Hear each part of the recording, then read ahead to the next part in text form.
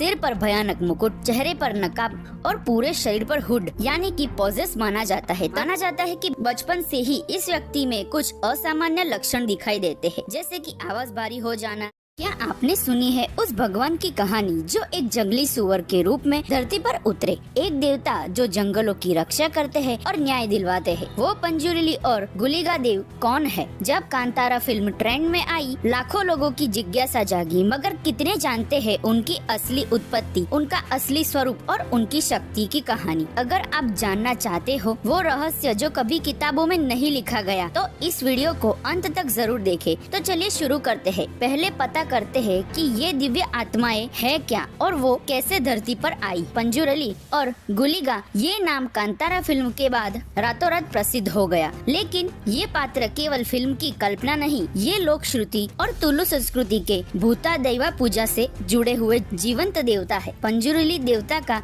रूप और कथा। पंजुरुली का अर्थ होता है सुअर, जंगली सुअर, वह स्वरूप जिनके माध्यम से ये देवता जाने जाते हैं।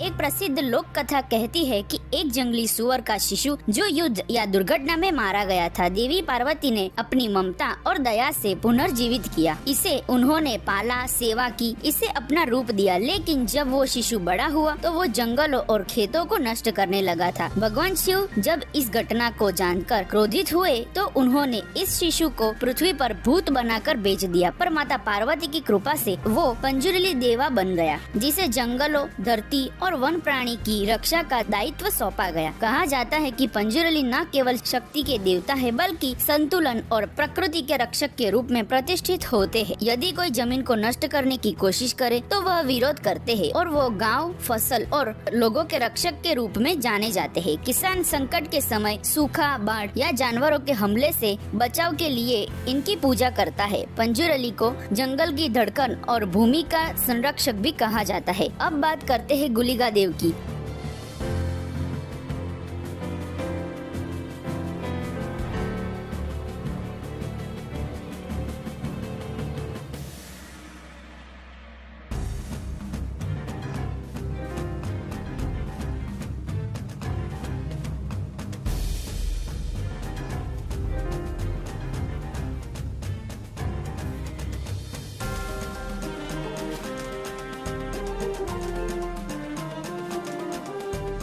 जो न्याय के रक्षक है। गुलिगा देव के बारे में कहा जाता है कि वे एक पाषाण यानी कि पत्थर या राख के अवशेष से जन्मे हैं। कथाओं के अनुसार एक बार माता पार्वती महादेव के लिए भस्म लाई, जिसमें से काला पत्थर निकला। भगवान शिव ने उसे फेंक दिया, जिससे पृथ्वी पर गुलिगा देवता का जन्म हुआ। गुलिगा देवता का मेंशन कांतारा फिल्म में खास तौर पर आता है और इन्हें उग्र, कृपालु और न्याय प्रिय देवता माना जाता है। एक लोक कथा ये भी कहती है पंजुरुली और गुलिगा देव में शुरुआत में जमीन पर विवाद हुआ, कौन किस क्षेत्र का अधिकार रखेगा, लेकिन देवी दुर्गा ने बीच बचाव करके उनकी मित्रता करवाई और समझौता किया और अब दोनों की पूजा एक साथ होती है। और अब जहाँ पंजुरुली देवता जाते हैं वहाँ गुलिगा देव उनके साथ रहते हैं। अब हम जानते हैं उनका मूल रूप और कथा। तो अगला सवाल ये उभरता है कि ये देवता धरती पर कैसे वास करते हैं, उनका स्वरूप कैसा है और ये धर्म कर्म से कैसे चलते हैं। अब हम थोड़ा और गहराई में जानने की कोशिश करेंगे। ये देवता का रूप कैसा दिखता है, उनकी आराधना कैसे होती है। पंजुरुली का स्वरूप अक्सर एक विशाल जंगली सुअर की शक्ल में दर्शाया जाता है। सिर पर भयानक मुकुट, चेहरे पर नकाब और पूरे शरीर पर हुड और रंग बेरंगी सजावट होती है। गुलिगा को अक्सर एक उग्र रूप में दर्शाया जाता है। पत्थर या मेटल मांस, आग भड़कती आंखें, न्याय की मुद्रा और उनके साथ वो